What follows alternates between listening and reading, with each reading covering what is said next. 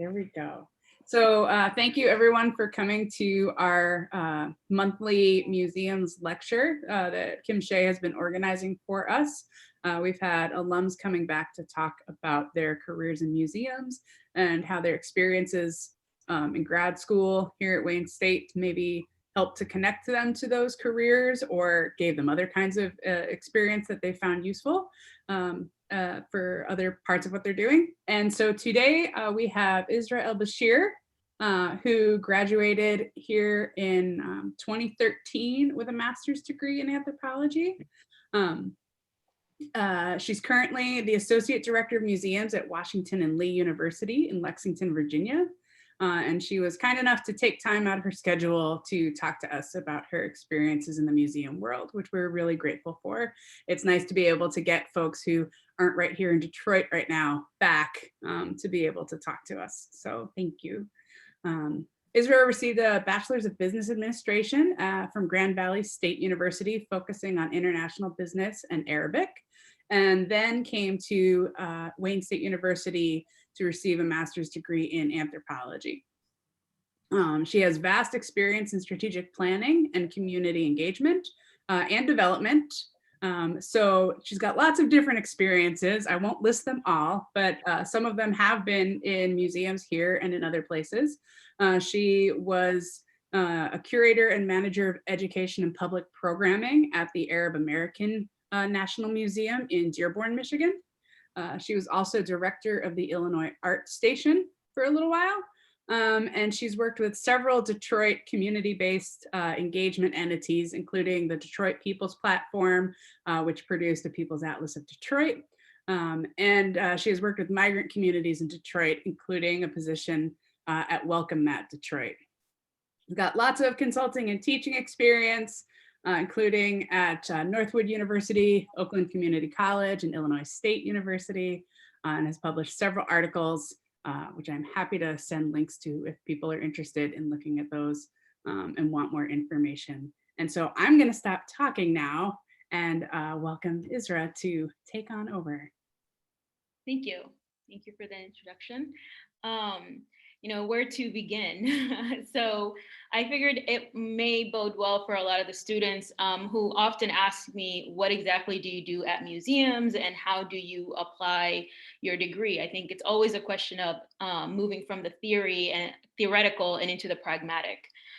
So I put together a more visual slideshow of some of the things that I've worked on, whether I led or with my team in three main spaces: Arab American National Museum, Illinois Art Station, and presently the museums at Washington and Lee University.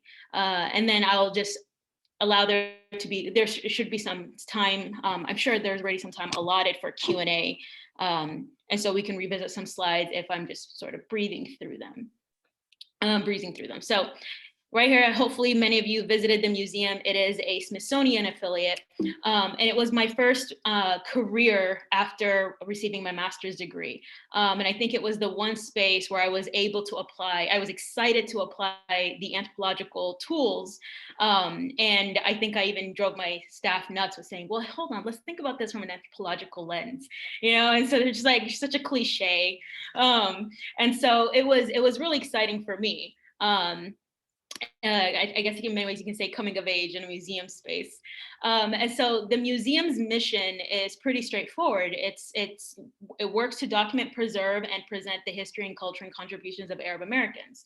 And so I was tasked as the curator of education and public programming to somehow find a way to celebrate the mosaic of American cultures, but also to demystify those stereotypes that are just lingering and hard to shake off in a post 9/11 world.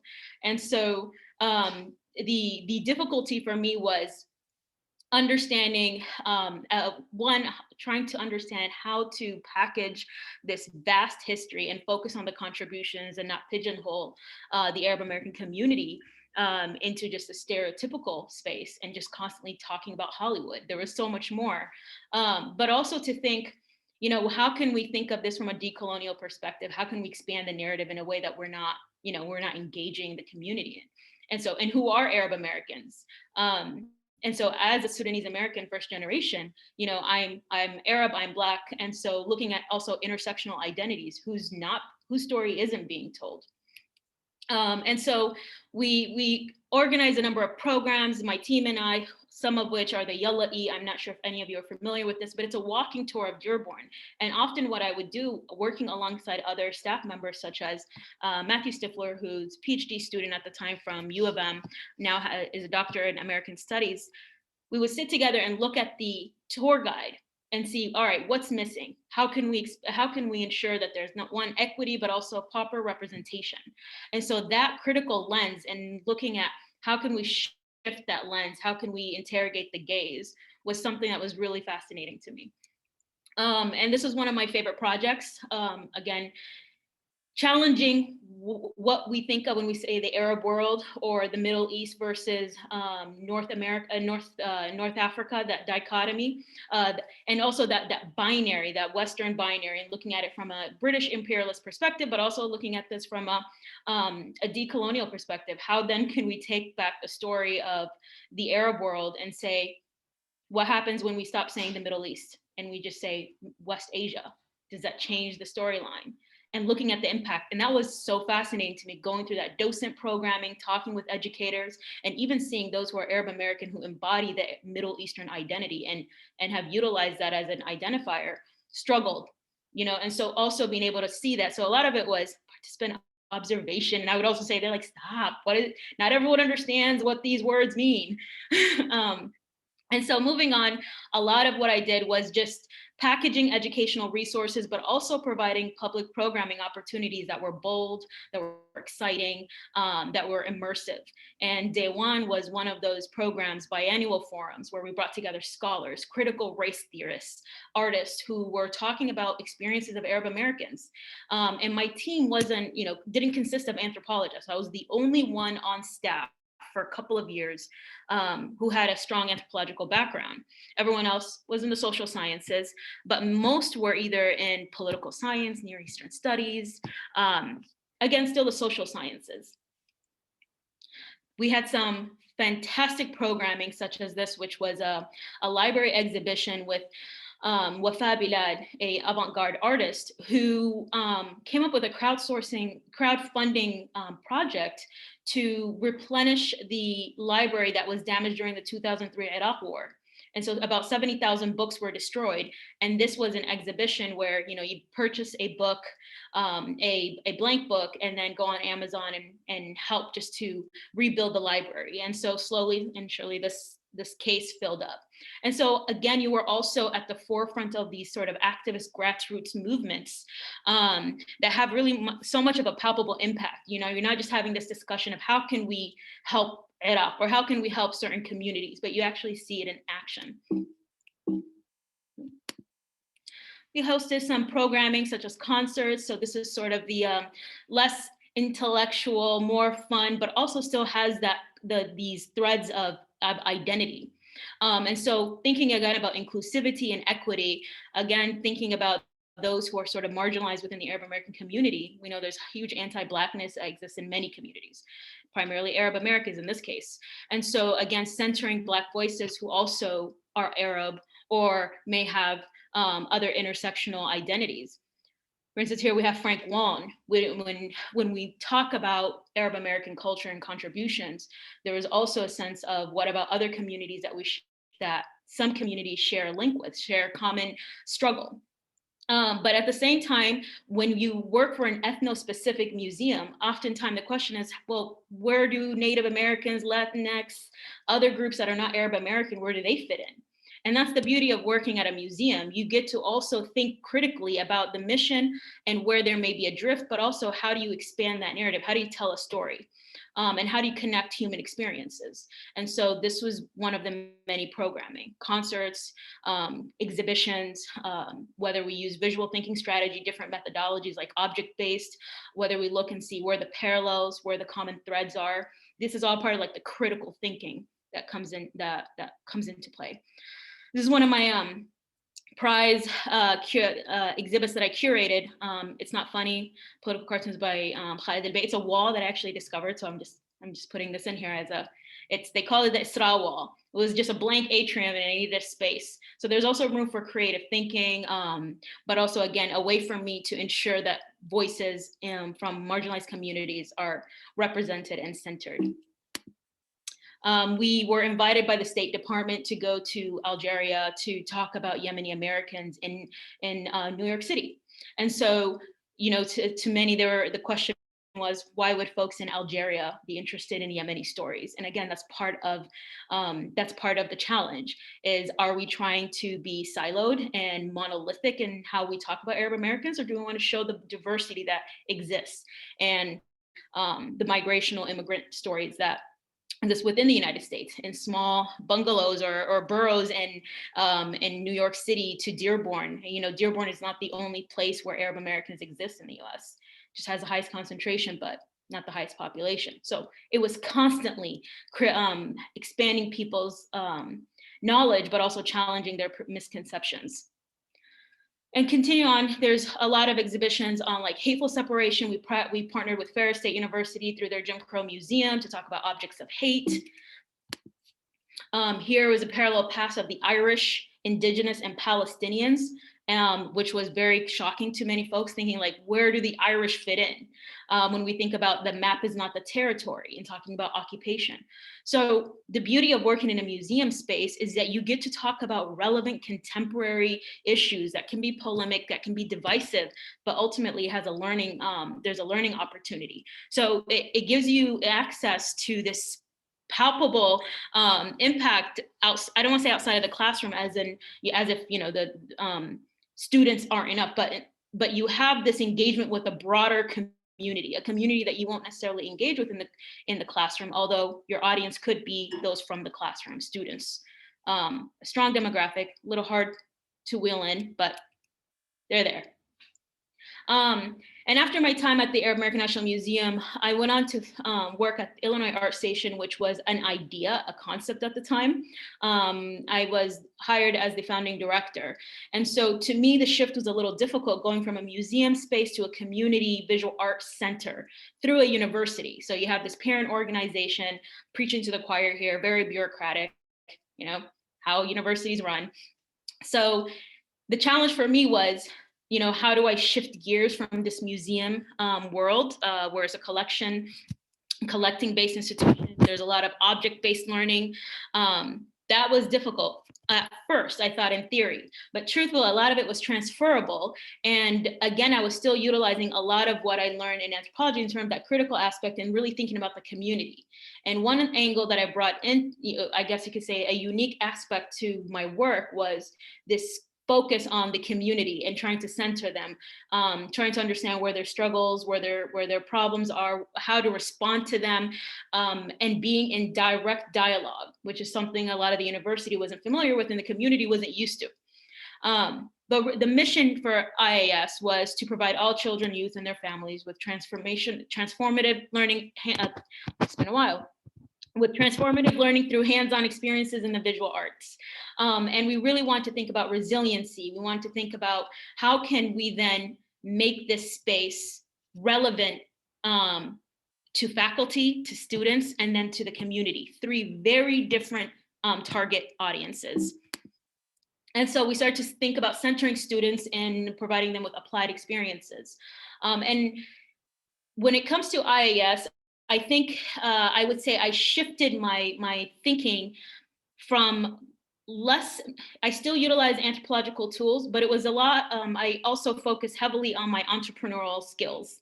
So there was also that business component that was very difficult to grapple with, because here at one point we need to be profitable, right? And so thinking about that bottom line and then the shifting priorities.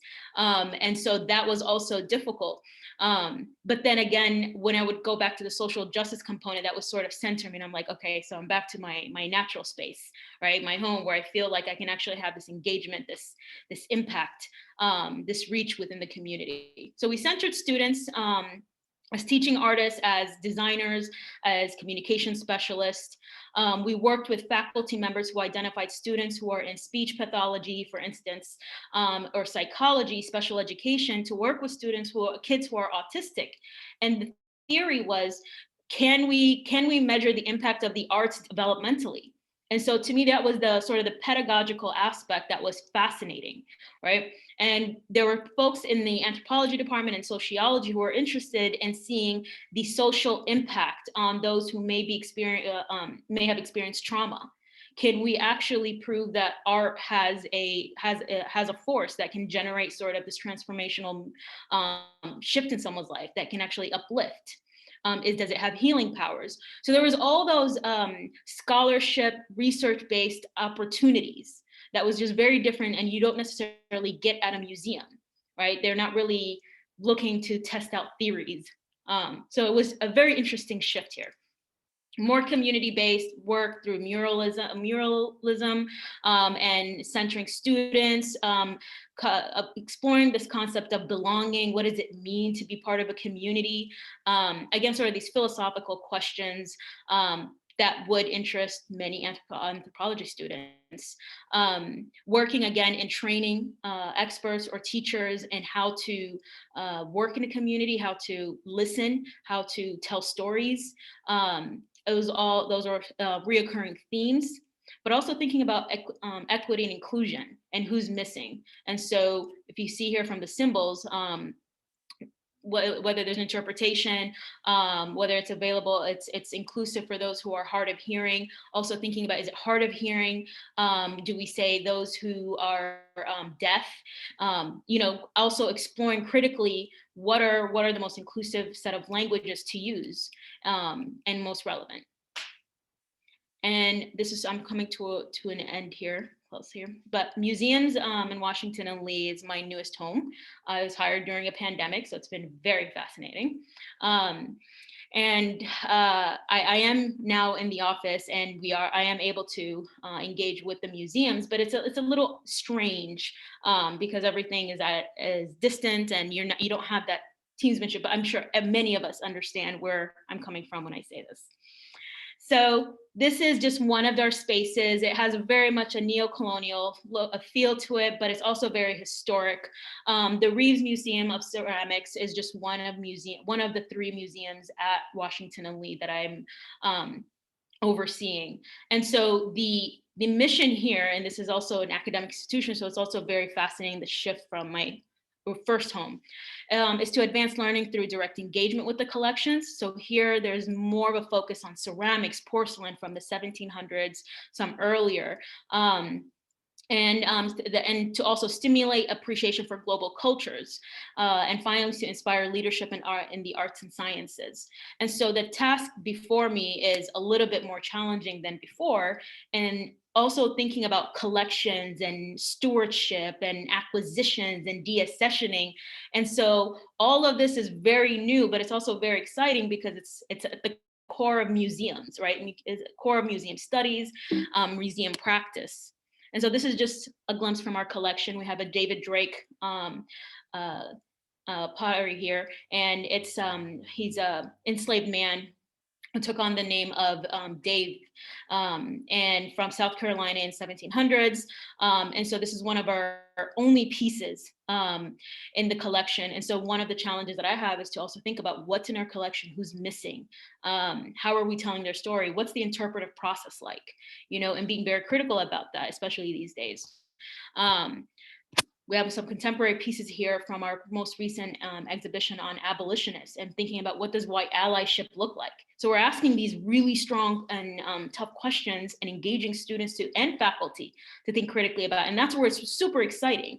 I feel like at no point is there a dull moment, and at no point is there ever a moment where you feel like your brain is going to mush and you're not really having these conversations, these important social scientist conversations around topics of culture, material history. You're constantly engaging in that in different ways. We have a beautiful tea set here from China, and this is specifically, I think, 1600s. And so this is also from our collection. We have one of the most extensive and high quality collection of Chinese and Japanese porcelain exports. of all places in Lexington, Virginia, the population of 7,000. Yeah, so to me, it was all like interesting. And so it shows a commitment, but also there's so much opportunity here for talking about global cultures, for moving from history to the present. We have a fabulous Japanese tea room, and then we also have difficult history. And so here you see Robert E. Lee statue, which is in one of our museums. Well, the museum's on the bottom. It's the Lee Chapel, and then the museum is in the basement. But this is here in the Lee Chapel, right center stage, and we have the crypt. He is buried there. Yes, and his horse Traveler is buried there as well. And so the first thing that struck me when I came was that, you know, one of the things that folks leave behind besides carrots and apples are pennies, and many of them with Lincoln face down. And so the message is loaded. But to me, what the opportunity here, and not many people can say this, the exciting opportunity is, how do we have talk about difficult history as history workers? How do we talk about this? How do we then even begin to broach this incredibly divisive topic within a university that has Lee in its name, that has this legacy that it celebrates, but then has staff in a museum that's looking to be, I don't want to say more progressive, but is looking to talk about global cultures. It's looking to talk about Japanese and exports, while next door you have the crypt of Robert E. Lee. So the challenge is, how do you tell those stories? And so it's going to keep me active.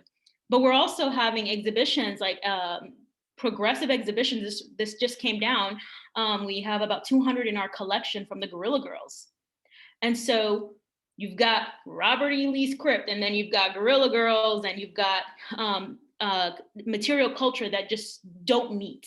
And so how do you talk about history? How do you talk about the material culture? How do you talk about relevant contemporary issues like Black Lives Matter, LGBTQ rights, things that, again, how do you tell the story, even whether it's in 30 minutes, but how do you tell the story appropriately, and how do you keep it relevant?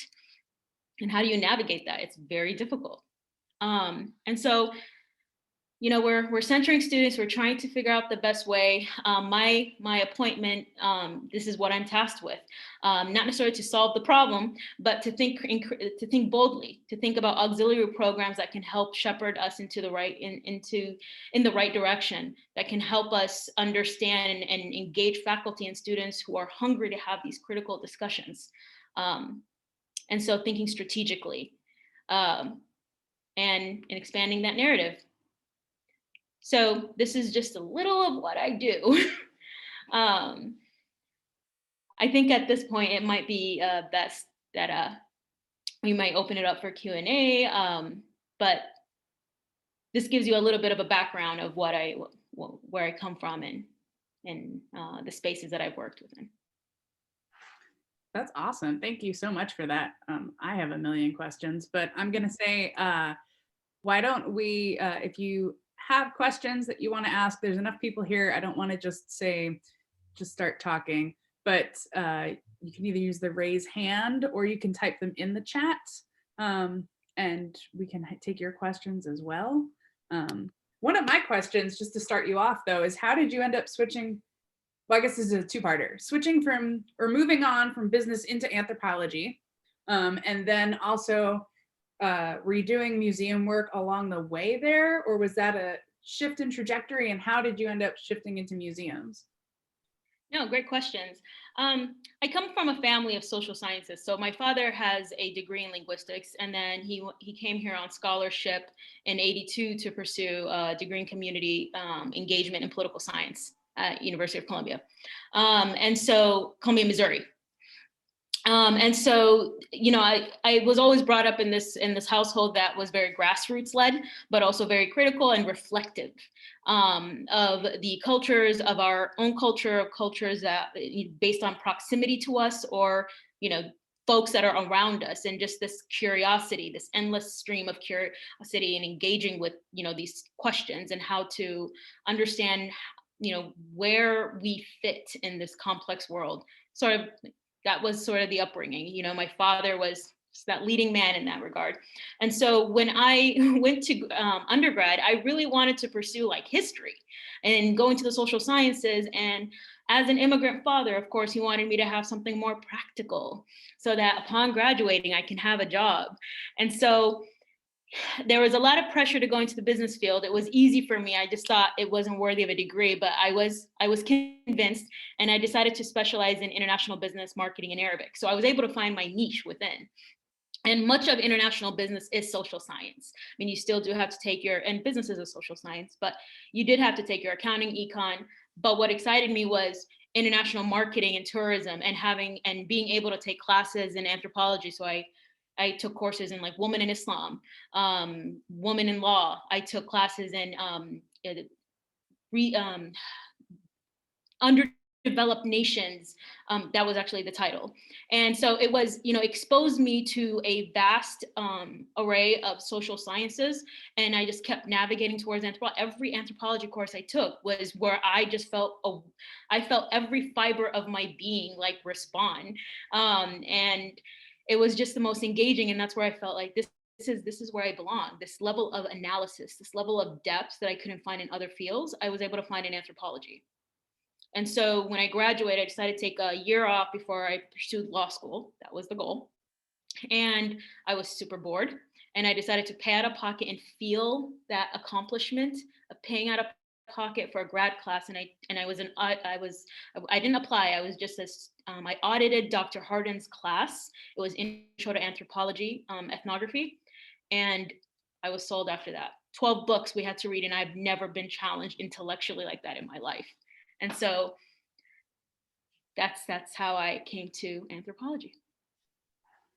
Awesome. And were you, did you start doing museum coursework and museum and like either interning or volunteering or working at museums at the same time, or did that come afterwards? Interestingly, I never took one museum studies class, nor did I volunteer I did volunteer at at Wayne State's Anthropology Museum, maybe for a semester. But honestly, it was all sort of random.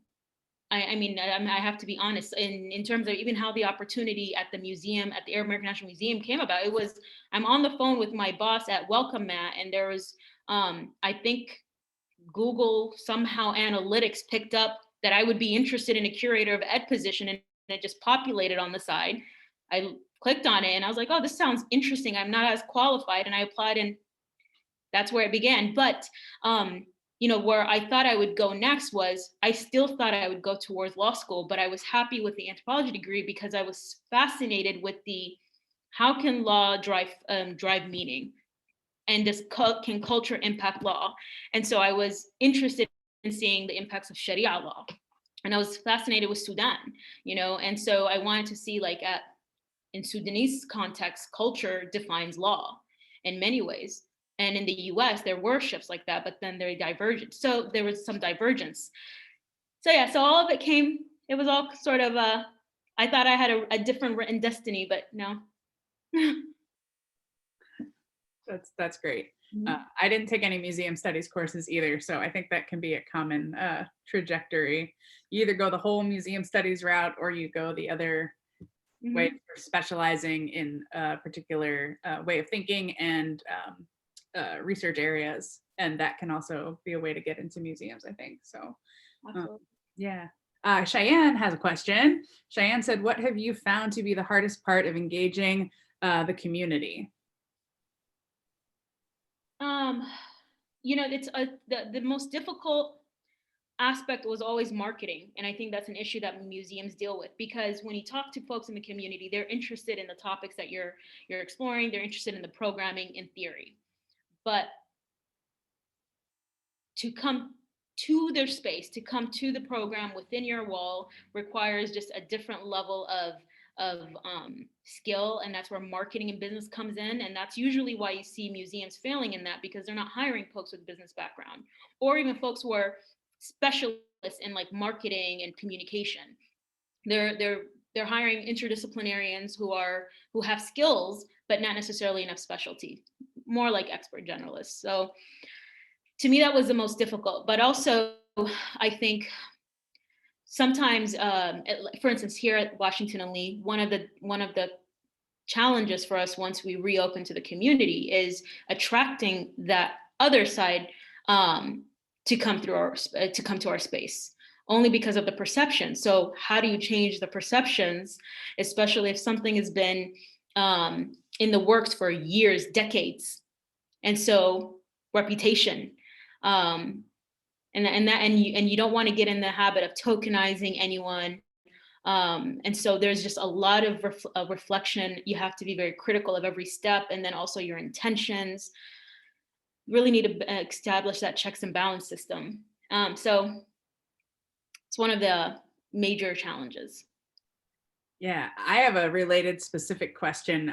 When I was reading up on the museums in Washington and Lee, I found this Twitter account that was like, is it still called Washington and Lee or whatever it was called? And every day they're just like, yep, it hasn't changed its name yet. It hasn't changed its name yet. And I was like, okay, so there's a conversation happening here. And I'm curious, and sounds like you're pretty new there, so I'm sure it's still difficult figuring out how to navigate that. But do you feel sort of like, is there administrative pushback to the kind of challenging the Lee things, or are they in support of that? Or how are you navigating that part of figuring out what you can and can't manage in that particular context? Well, the university is going through significant changes. They are, we still don't know. We'll have a better idea in the spring.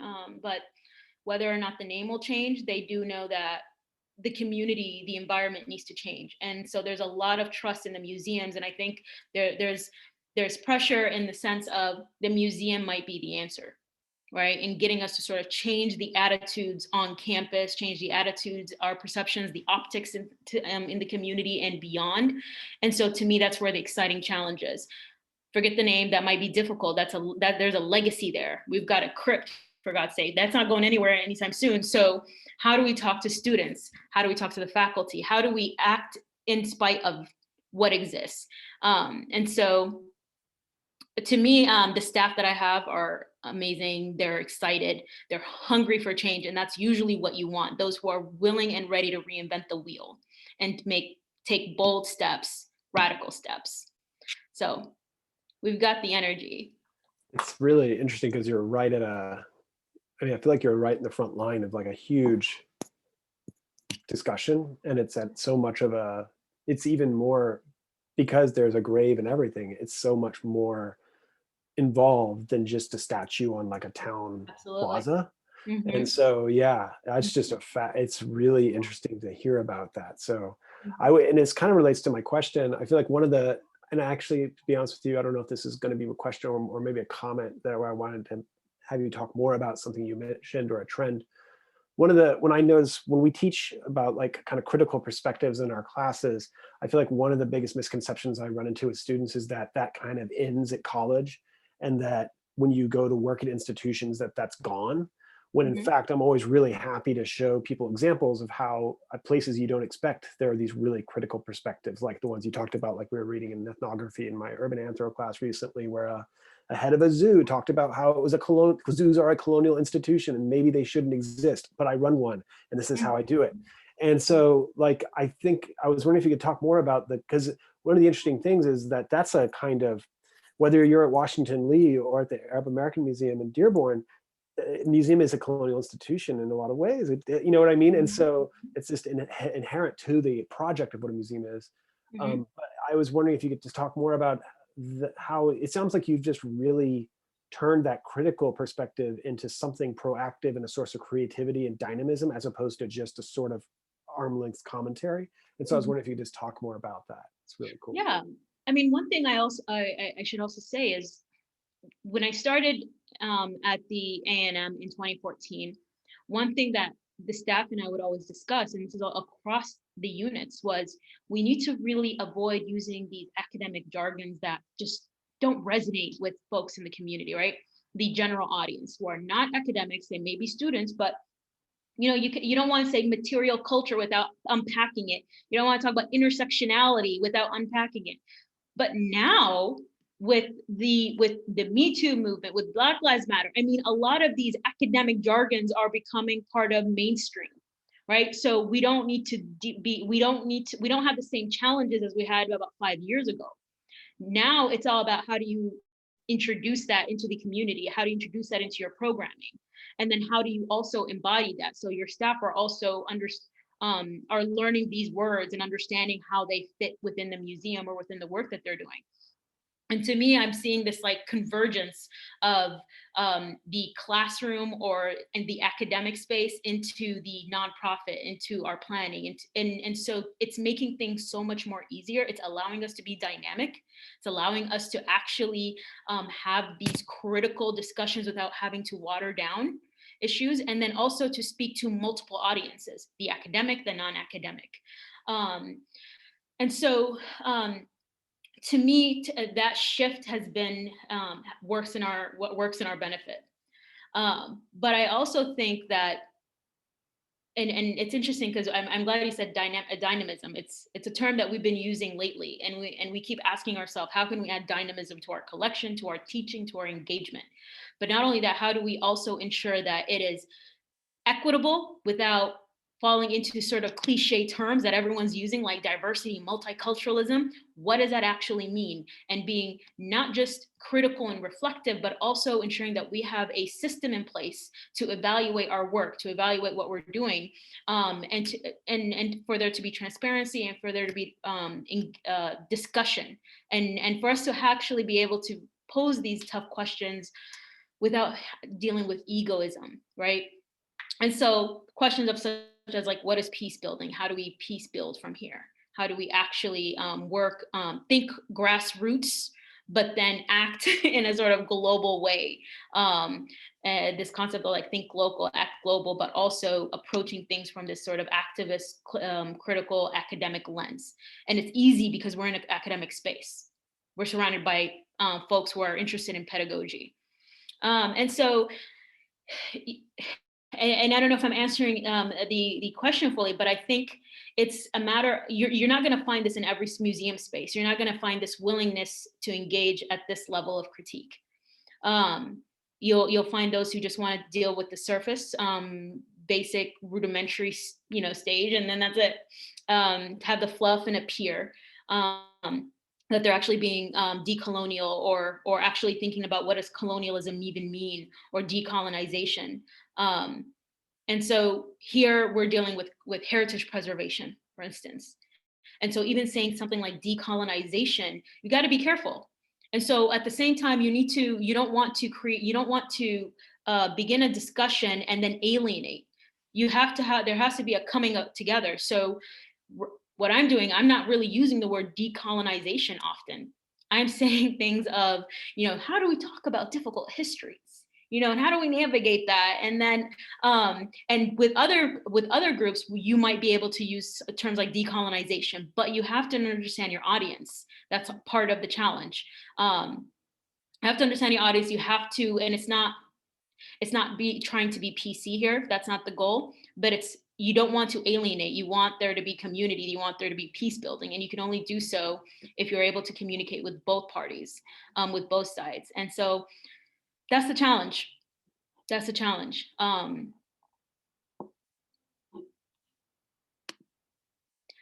I don't know if that answers. Yeah, I think that was great. And Andy's nodding. Yeah. Sorry. No, yeah, I was saying no, it really answered my question and got me thinking more. So thanks. I'm sorry, I actually have to go soon because I have to teach in a minute. Nice seeing you. Yeah, thanks for coming, Dr. Newman.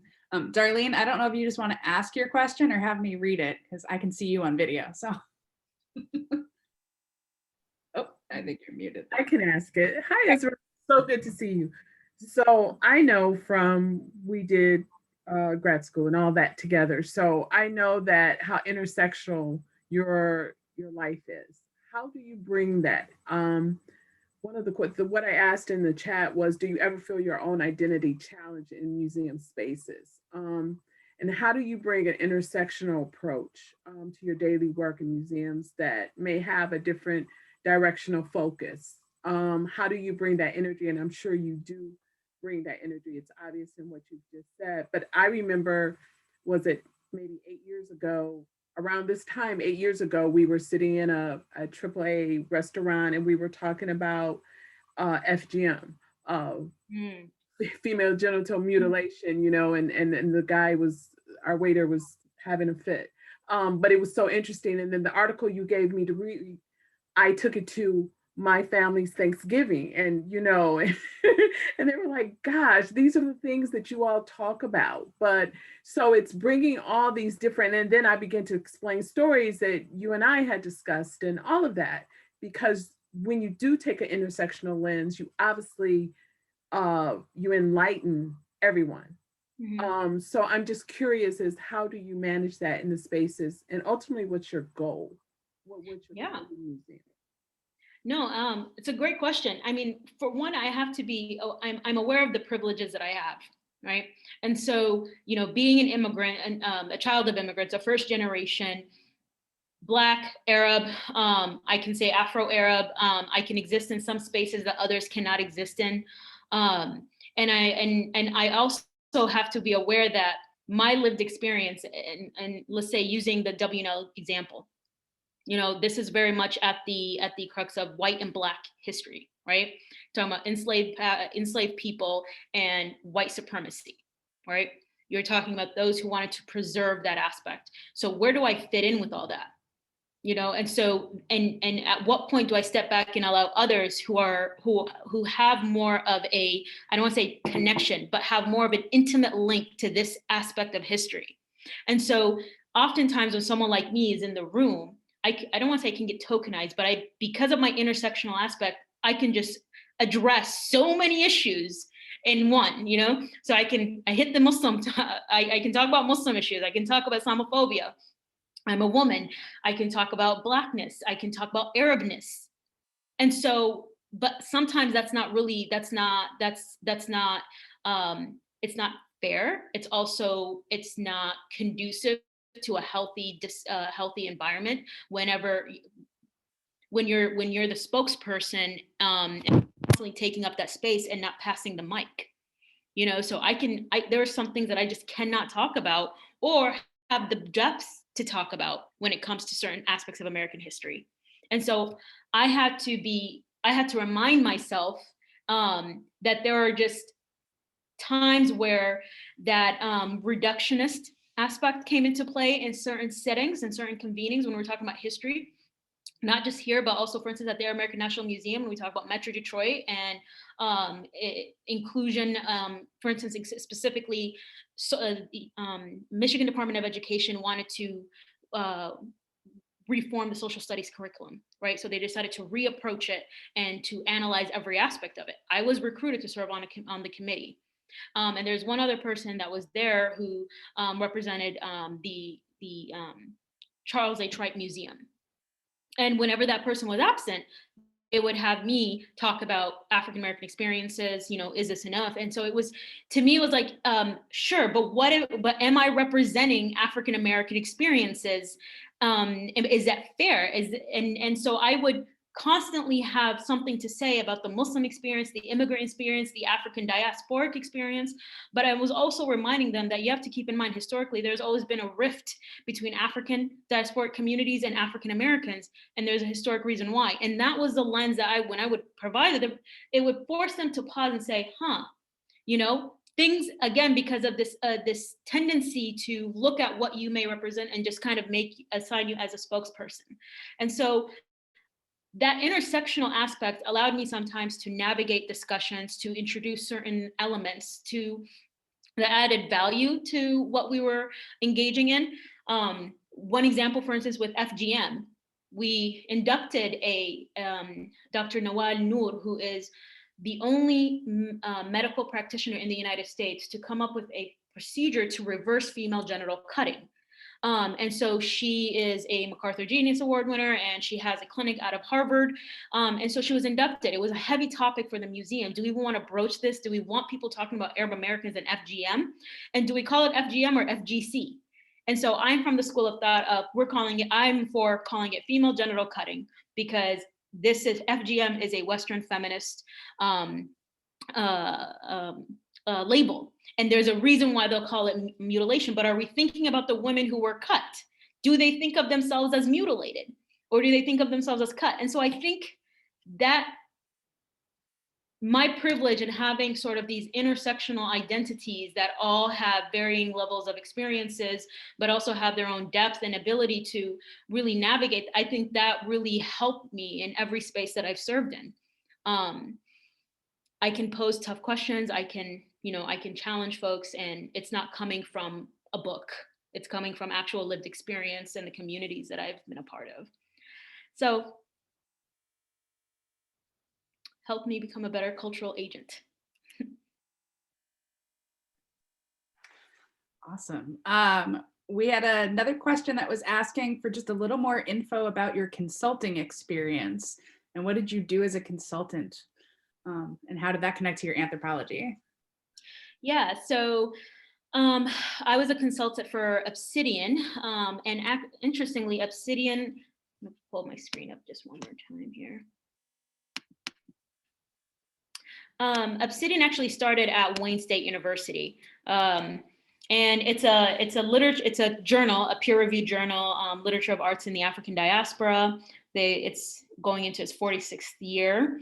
And so I was a consultant for them, and the editor-in-chief, Dr. Juriel Harris, works at Illinois State University. So she saw the work I did at Illinois Art Station and how I was able to develop a business plan. So my consultation with her was primarily in how I can help the journal survive and how they can not only just survive in a digital age where no one's buying books, but they might want to download a free journal. What was their interest? How do I make the journal interesting? So a lot of this was about knowing my audience, try to mitigate human resources issues that may exist due to Corona. I wrote a number of grants, received 2 grants, upwards of like $60,000. And so the anthropology aspect came in and just understanding what questions to ask and how to understand the community that we're trying to target. But also how to tell a story. And so I think anthropologists know how to tell stories of the communities they research, right? The communities they study. And so when it came to grant writing, I think that was my advantage. Mm-hmm.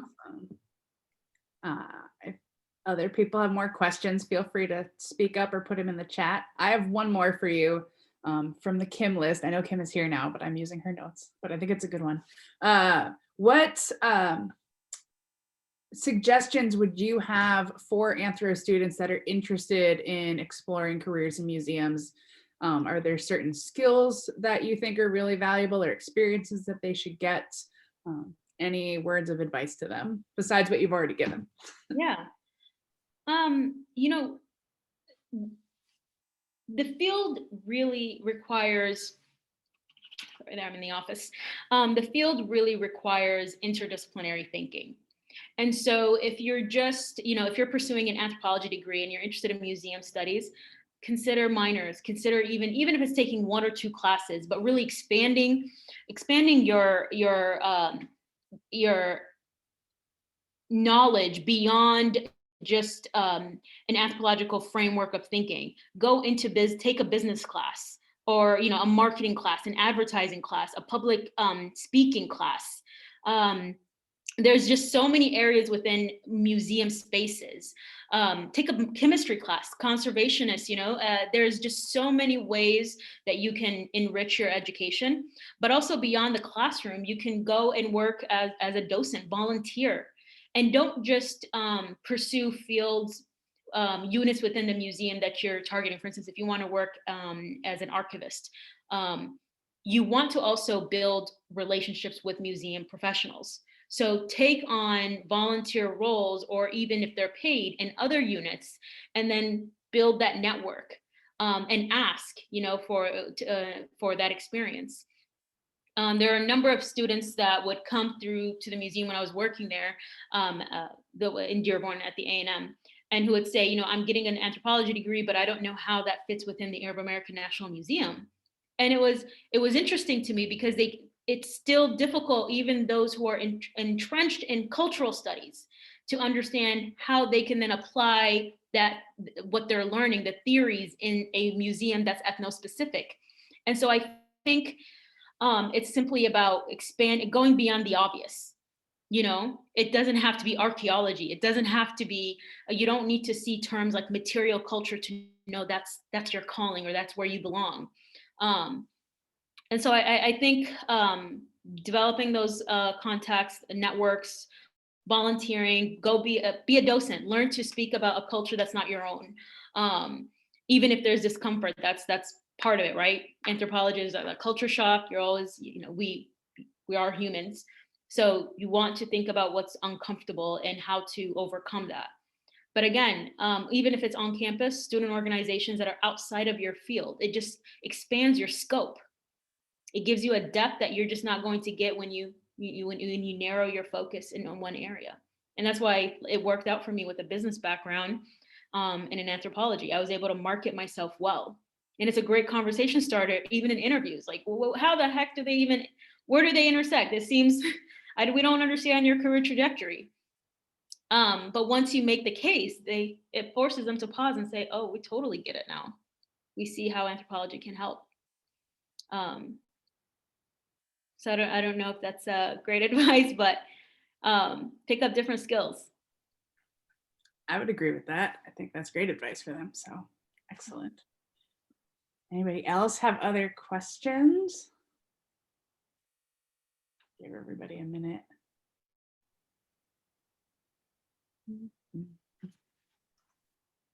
I totally agree with you about all the different skills. My background, I started volunteering in museums when I was an undergrad, but there's so many different ways you can apply yourself, like you said, in museums. You're like, today I need to learn how to use like the graphic design equipment, and then I have to learn how to like lay out stuff and actually create materials to put on the walls, and then I have to learn about mounting them, and then there's the collections management, and then there's the budget. Like there's constantly new things. I think that's part of what's fun about museums too. There's so many ways that you can reroute yourself. It can also get really overwhelming because there's so much to do.